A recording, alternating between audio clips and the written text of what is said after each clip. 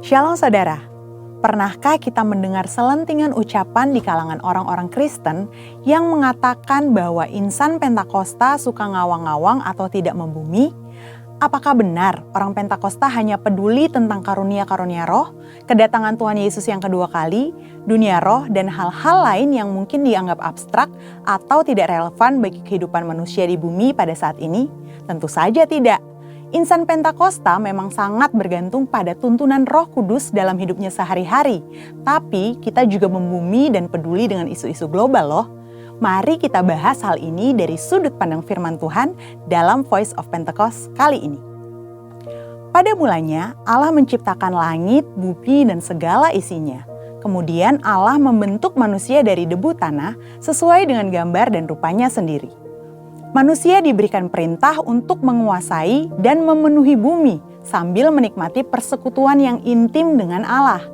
Ini yang dikenal sebagai mandat penciptaan.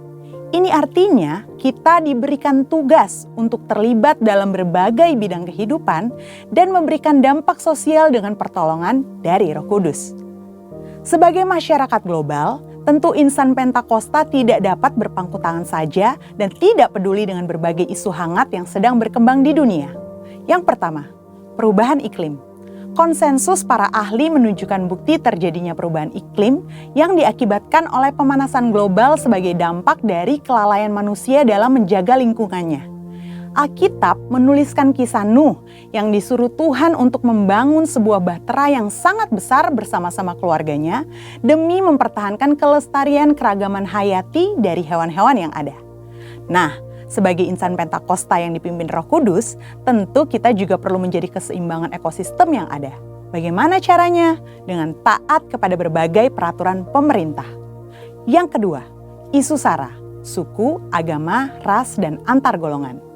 Seringkali permasalahan yang terkait dengan SARA banyak ditemukan di negara-negara berkembang. Namun, di negara maju juga terjadi berbagai masalah yang berhubungan dengan isu ini. Contohnya, peristiwa demonstrasi Black Lives Matter di Amerika Serikat yang sudah muncul sejak tahun 2013 dan meledak pada tahun 2020. Di Indonesia, isu SARA seringkali dimanfaatkan dalam dunia politik. Seringkali satu pihak menyebut pihak lain dengan berbagai istilah yang sangat tidak pantas. Hal yang disayangkan ialah ada juga sebagian orang-orang Kristen yang terprovokasi dan ikut-ikutan. Nah, apa yang dikatakan Alkitab mengenai isu SARA ini? Rasul Paulus menasihati supaya gereja tidak terbagi-bagi antara golongan Paulus, Apolos, atau Kefas. Seperti yang tertulis dalam 1 Korintus 1 ayat 12-13. Selain itu, dalam Yohanes 17 ayat 21-23, Tuhan Yesus sendiri mendoakan para murid saat di Taman Getsemani supaya mereka menjadi satu. Di sini terlihat bahwa Allah berkenan kepada kesatuan dan bukan perpecahan akibat isu SARA. Di era Pentakosta ketiga ini, Roh Kudus yang dicurahkan secara dahsyat justru akan meruntuhkan berbagai benteng SARA.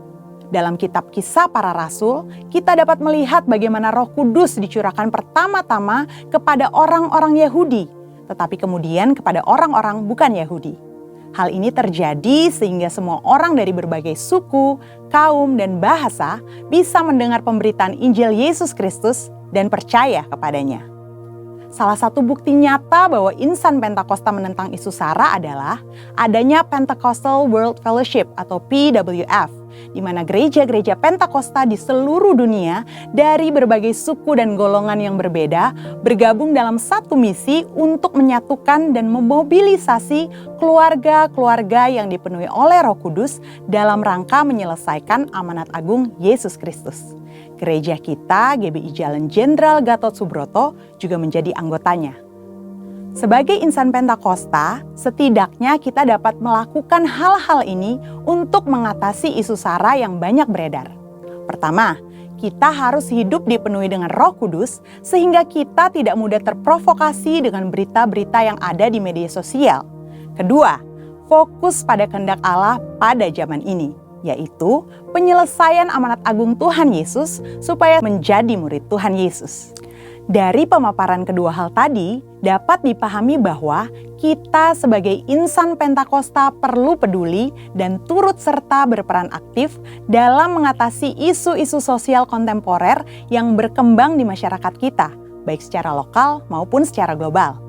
Insan Pentakosta dipanggil Tuhan untuk menjadi garam dan terang yang memberi dampak bagi dunia.